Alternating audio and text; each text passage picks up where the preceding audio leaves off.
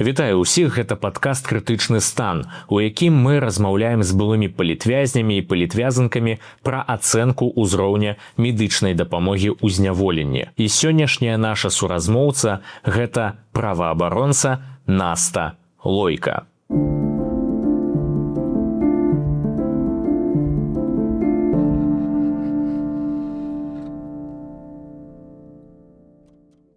Вітаю вас, Наста.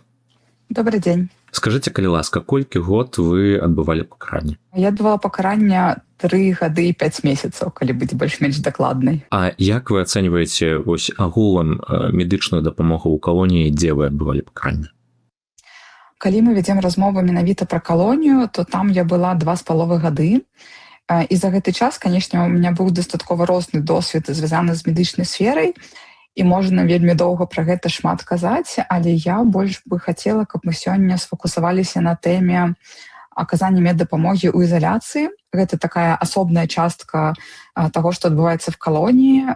Ёсць так званы, менавіта ў маёй калоніі, в жаночай папраўчай калоніі нумар 4 ў Гомелі. Ёсць асобны будынак, ён пафарбаваны ў светла-зялёны колер, і на месцы дзяўчыны заўжды яго называлі зялёным домікам, менавіта праз такі колер. Ён знаходзіўся за некалькімі мурамі, са спецыяльнымі там праходамі, сігналізацыямі і ўсім такім, то бок гэта была асобная ахоўная тэрыторыя. І ў гэтым невялічкім аднапавярховым будынку утрымліваліся людзі на такой сур'ёзнай ізаляцыі. Там людзі адбывалі пакаранне ў выглядзе ШЗА, альбо ў ПКТ, памяшканне камернага тыпу, альбо таксама змяшчалі часова як небяспечнае, альбо ў дысцыплінарны штрафны ізалятар. То бок это месца, дзе максімальна нас ізалявалі і дзе працавалі трошкі свае правілы. І вось менавіта таму я пра гэта месца хацела бы больш распавесці і паглядзець, паспрабаваць рэфлексаваць гэты досвед. Я правяла в гэтым будынку спачатку 17 сутак у ШЗА, а потым праз 3 тыдні мяне змясцілі на ПКТ на 6 месяцаў, і там вельмі добра все чуваць. То бок за гэты час у меня была магчымасць максімальна чуць все, што адбывалось в гэтым доміку. Там знаходзілася звычайна ад 3 до 13 асуджаных у розных статусах і розная працягласць. І, адпаведна, нейкі такі статыстычны аналіз за гэты час я магла рабіць. У меня была магчымасць записываць, але я разумела, што наўрад ці мои запісы змогуць захавацца. Таму я мінімальна гэта рабіла, але там, напрыклад, за 1 месяц я паспрабавала палічыць, там, колькі людзей змяшаюць у штрафны ізалятар, колькі з іх паўторна, якія ў іх медычныя асаблівасці, нейкая мінімальная статыстыка, таму у мяне ёсць вось хаця б за такі перыяд, і вось пра гэтай працэдуры я бы хацела сёння падзяліцца і распавесці, таму што мне падаецца гэта важна, таму што калі людзі проста ў калоніі, у іх ёсць хоць нейкая мінімальная сувязь, яны могуць на званках сказаць штосьці роўнае, напісаць у лісце, паспрабаваць распавесці штосьці на спатканні, папрасіць іншых зняволеных неяк звязацца, то бок там ёсць хоць нейкі механізм падтрымліваць сувязь, паведамляць пра свае праблемы. Калі ты знаходзішся в такой грунтоўнай ізаляцыі, то гэта значна абмежавана. І гэта паказвае вось гэту сустрэчу сістэмы з чалавекам, сам-насам, і таму, можа быць, яна патрабуе такого асобнага аповеду. Калі гэта цікава, канешне. Канешне, гэта цікава, таму што гэта унікальны досвед. Напрыклад, з іншымі героямі падкастаў мы пра такое нават і не ўзгадвалі, таму, калі ласка, хацелася пачуць менавіта пра вось гэты так званы зялёны будыначак. Ну, я пачну з такого, я ж юрыстка, у меня есть нудная частка з працэдурных момантаў, звязаных з медычным і з гэтым будынкам. З аднаго боку, адзінае, куды адтуль выводзіць, гэта, ну, канешне, штаб, калі трэба нейкая сустрэча, і в санчастку, з таго, што я чула, калі людзі працяглы час там знаходзіліся в розных статусах, і трэба было, напрыклад, зрабіць флюорографію, а яна в калоніі робіцца там раз на 4 месяца, падрабязна кантраляваць, адсочваць менавіта туберкулёз і такія захворванні. І вось мяне выводзілі адзін раз за гэта ўвесь час в санчастку менавіта для такой мэты, для того, каб зрабіць здымак, і гэта сама па сабе вельмі непрыемная працэдура, таму што кожны выхад перад тым, як кудысьці павесці, мяне ведуць на поўны дагляд, бок цалкам распранаюць з прысіданнямі, з усім гэтым, это сама па сабе непрыемная працэдура. І потым ты, паколькі ў рэжыме ізаляцыі, ты павінна ісці заўжды в галаву ўнізе, там нікога не глядзець, рукі за спінай, і яшчэ 6 жніўня 25 года яны ў калоніі ввели спецыяльна, мне падаецца, пад мяне ў тым ліку такую рэч, што людзі з пэўнымі прафулікамі перамяшчаліся толькі ў кайданках, нават па ўнутры гэтага будынку, і вот у тым ліку яшчэ в кайданках, а яшчэ плюс у іх нейкія нормы, што там телогрейку, которую мне выдавали на прогулку, с ее содрали пластиковый знак нагрудный, сняли капюшон, то бок это выглядало, она так выглядае не вельмі, а так она выглядала зусім памятай. І вось в такім выглядзе, в кайданках, з головой унізе, вот я шла в эту санчастку, мяне бачили частка асуджаных, это, конечно, было таким вельмі неприемным походом, да, я про гэтую частку просто хотела яшчэ распавесці, а в астатнім працэдурна выглядае так, што перад тым, як змясціць, по правилам внутреннего распорядка гучыць так, што калі чалавека прымаюць рашэнне пры памяшчэнні чалавека в штрафны изолятор, у гэты дзень доктарка павінны аглядзець чалавека і выказаць сваё меркаванне, ці можа чалавек адбываць гэта пакаранне. На практыцы раней рабілі так, што перад камісіяй пакарання нас вадзілі в санчастку, там мы размаўлялі з доктаркай, і заўжды это было вельмі непрыемна, таму што ты адчуваеш адразу пагрозу ШИЗа. Да, ты разумееш, што эта даведка робіцца не для гэтага, гэта рабілася як частка такого псіхалагічнага ціску нібыта, хаця хутчэй за ўсё как бы рашэнне прынята і зразумела, што з табой будзе адбывацца. І памятаю, што перад тым, як я потрапіла прыйшла ШИЗа, у меня пачалася праблема са здароўем, в тым сэнсе, што ў мяне пачаліся вельмі моцная крывацеча, просто анамальная для мяне, нейкія вельмі моцныя збоі. І калонія вельмі рэдка прымае гінеколог, у меня не была магчымасць патрапіць тады, і мяне прывозіць, каб зрабіць гэту даведку в санчастку, я пачынаю пра гэта распавядаць тэрапеўтцы, она такая запытвае, наколькі гэта абільна, просіць паказаць пракладку, то бок до такой ступені там прям даглядзелі. Ёй она кажа, да, абільна, но тебе все нормально, і дае даведку, што я магу адбываць пакаранне ШИЗа. Зразумела, што я не чула ні аднаго выпадку, калі дактары казалі, што не, чалавек не встане адбываць, да, што мне падаецца, што яны в этой ситуации этих даведок, это вельмі фармальны падыход, і яны іх просто даюць і не могуць адмовіць і сказаць, што не, в этом выпадку мы адмаўляем. Мне падаецца, яны цалкам залежны, і вось няма вось гэтай медычнай незалежнасці, то бок фармальная працэдура ёсць, што доктар глядзіць і дае меркаванне, але рэальна гэта меркаванне цалкам адпавядае таму, што хоча адміністрацыя, да, і мне ёсць падазрэнне, што это не можа быць незалежная працэдура. І да таго ж атрымліваецца, што я адзін раз быў такі выпадак, калі привели новых 5-6 человек в ШИЗа, и только потом дежурный помощник начальника колонии, когда привел их, он сказал, что у нас нема доведок медичных. Мы потелефоновали в санчастку и попросили принести доведки. На что там докторка дежурная сказала, что она хочет поглядеть людей.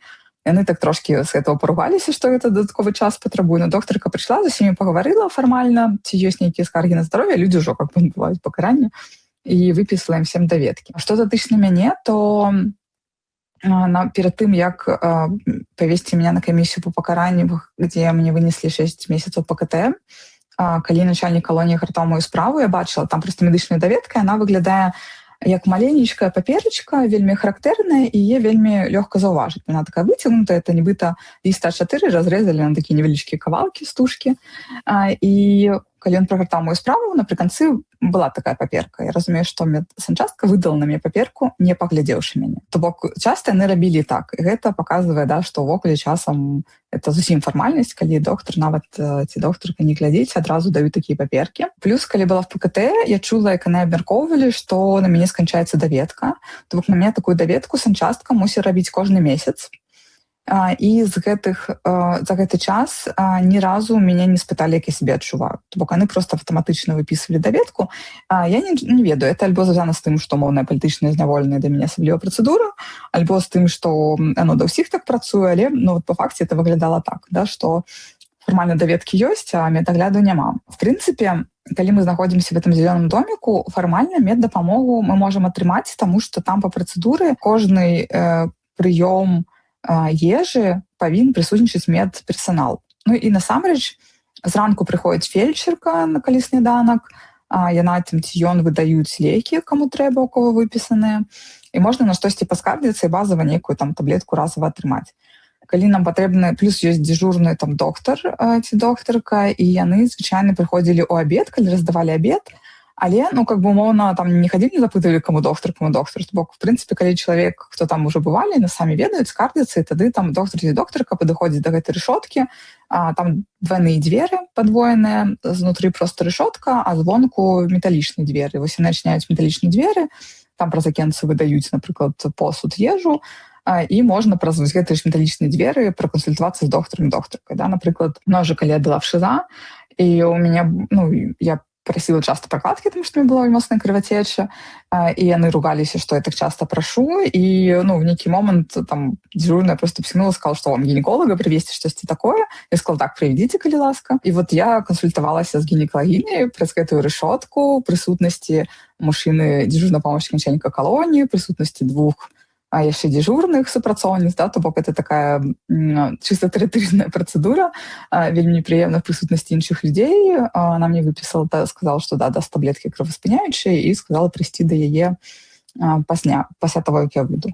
І вось я выйшла праз 17 сутак, запісалася да яе, і у меня был прыём, там, я не памятаю дакладна, можа быць, на 28 ліпеня, а 23 липня меня закрывается ПКТ, то пока я так и не потрапила, потому что я прием там раз на месяц. И до того, что, в принципе, медперсонал минимум 2-3 разы на день присутнічае, но бывало так, что люди заезжают с терапией, наприклад, по відчуць і па нейкіх такіх захворванняў, а ім трэба выдаваць пэўны час, і часам самі дзежурныя гэта выдавалі, нават не медперсонал, а ты таблеткі ляжалі ў асабістых рэчах, і яны там падчас праверкі вечаровай, напрыклад, выдаюць эту таблетку, і сама асуджаная мусіць пра гэта сказаць, што дайце мне, калі ласка, таблетку. Фармальна медперсонал там ёсць, рэальна, дапамогу можна сумневна, канешне, аказваць. При мне была дзяўчына, у якой была спроба суіцыда з вялікай глыбокай ранай.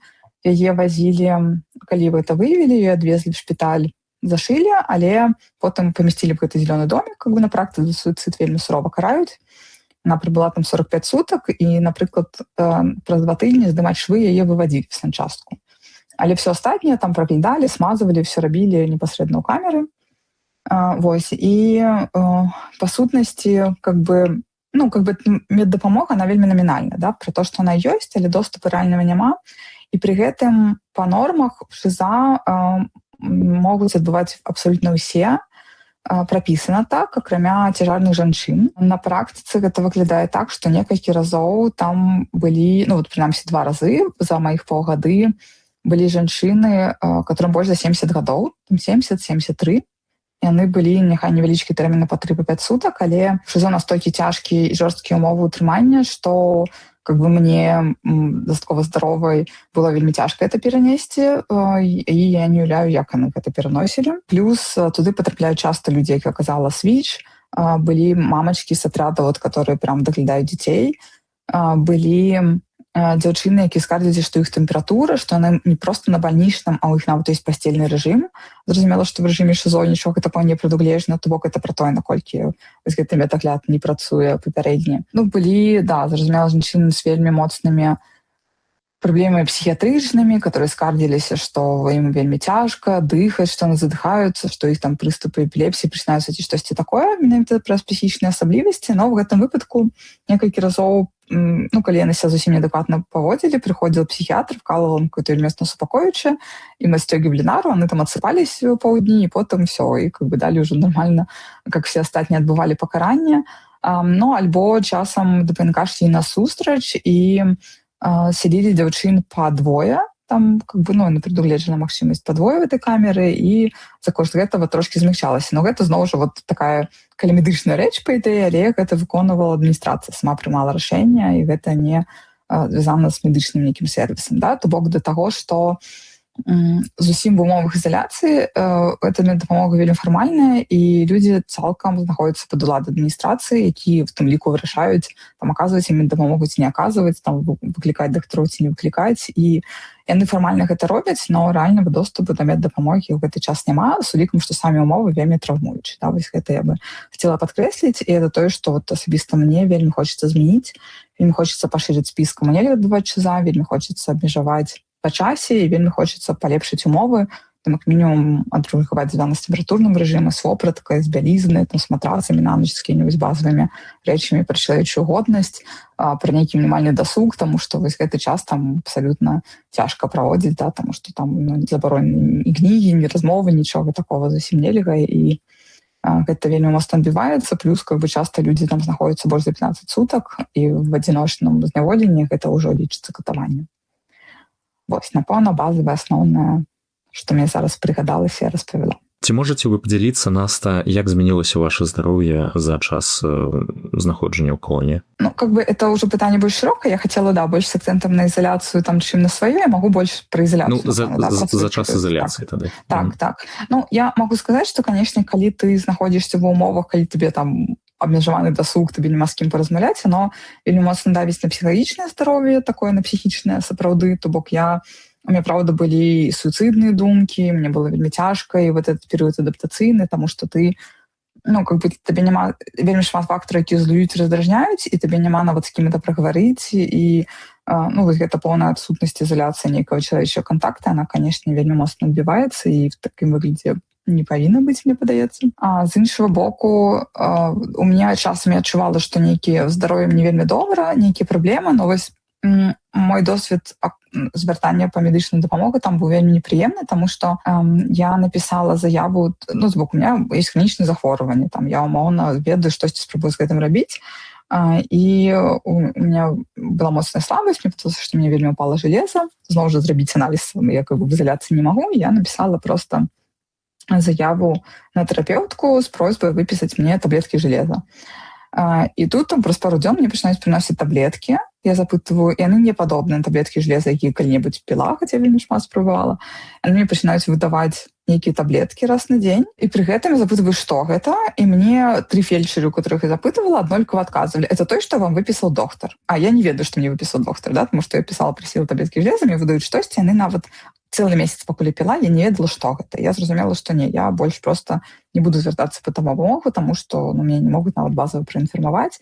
І нейкія любыя там дыскамфорты, там вось гіпагенерычны тоже часта, ці мне там пачаў пабальваць бок, штосьці, я просто трывала, разумела, што это аднойчы скончыцца, і потым я буду з гэтым всім разбірацца, да, таму што там я просто не бачыла гэтай магчымасці, не бачыла прасторы, і плюс гэта вельмі такая прыніжная сітуацыя. Ну і, канешне, калі я ўжо выйшла, как бы адразу прасіла медбандэроль, мне даслалі, я пачала там штосьці прымаць, мне стала трошечкі палепш, але пасля вызвалення, ну вот я 23 студзеня выйшла з ПКТ, і 19 сакавіка меня вызвалілі, і меддаследавальнікі показалі, да, што ёсць пэўныя праблемы з здароўем, што там нізкі, там все, і жалеза, і всех відаў нізкая, і есть проблемы с кишечником, и шмат даследаванняў, есть проблемы по гинекологии, то бок это все выявили, подтвердили, то тое, что просто я не могла нават дыягназаваць в умовах колонии в принципе. Жудасныя рэчы, канешне, тое, што так моцна псуецца здароўе падчас ізаляцыі, ну і ўвогуле падчас знаходжання ў калоніі. Я б хацеў яшчэ запытаць такі момант, вось калі падсумаваць усё тое, што вы сказалі, якія могуць быць 3 галоўныя праблемы з медычнай дапамогай у ізаляцыі? Першае, пра тое, што няма доступа да незалежнай медычнай дапамогі, то бок няма доступа да тых людзей, которые з пазіцыі там, не ведаю, нейкай клятвы Гіппакрата ці кагосьці могуць абсалютна аб'ектыўна ацаніць твой стан і выказаць сваё меркаванне, якое можа не супадаць з меркаваннем адміністрацыі калоніі, то бок такога сервісу, в прынцыпе, няма. Адпаведна, доступа да нармальнай медычнай дапамогі няма. Другая праблема в тым, што вельмі абмежаваны гэта магчымасць вывода в санчастку, да, то бок калі мне трэба меддапамога, я бы хацела там прыйсці в кабінет нармальна з доктаркай паразмаўляць, тое, што там нават я адбываю нейкае ізаляцыйнае пакаранне, не павінны мне пазбаўляць такой магчымасці, да, і там такой опцыі не было, то бок яны ўвесь час сказалі, мы вот вам прыводзім дактароў і радуйцеся гэтаму, то бок вось гэты доступ на нармальным, на раўных з іншымі людзьмі, мне падаецца вельмі важна. Ну і па-трэцяе, атрымліваецца, што пакуль ты в ізаляцыі, мне забаронены медбандэролі, напрыклад. Ну, бок я не могу нават працэдурна іх узгадніць, не вельмі разумею як. І яны, да, ну, как бы, может быть, тэарэтычна можна было паспрабаваць гэта зрабіць, но как бы для мяне было такое стаўленне, мне адразу сказалі, што все нельга, што я нават не спрабавала гэта зрабіць.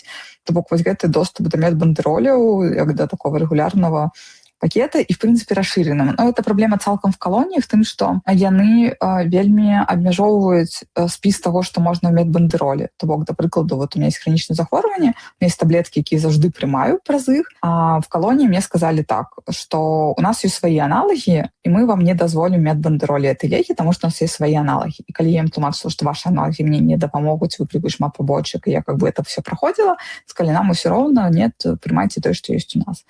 І вот гэта, ну, зноў жа, это часткова стаўленне праз тое, што я была асаблівай катэгорыі, пакараных, але в прынцыпе з гэтым сутыкаюцца шмат такіх зняволеных і без жоўтых бірак, да? Таму в прынцыпе сістэма не накіравана на тое, каб людзей падтрымліваць медычна, она накіравана на тое, каб максімальна абмяжоўваць, і такого падыхода не мусіць быць, да? То бок захаванне здароўя вельмі важна. Ну і напэўна, как частка гэтага захаванне псіхічнага здароўя, тому што, канешне, наше здароўе в першую чаргу там псуецца, ну маё асабіста, нават не праз тое, што там, да, канешне, в ШИЗО там вельмі холодна, некамфортна, там праз запаленне працэсы, яны аўтаматычна ідуць праз гэта, але праз адчуванне такой бездапаможнасці, беспраўя і бяссілля і трывогі вось гэтай фонавай, оно, канешне, вельмі моцна падрывае цалкам здароўе, да, на псіхасаматычным узроўні, і, канешне, калі эта прастора больш бяспечная, то это мінімалізуе гэты фактор. Да, вось.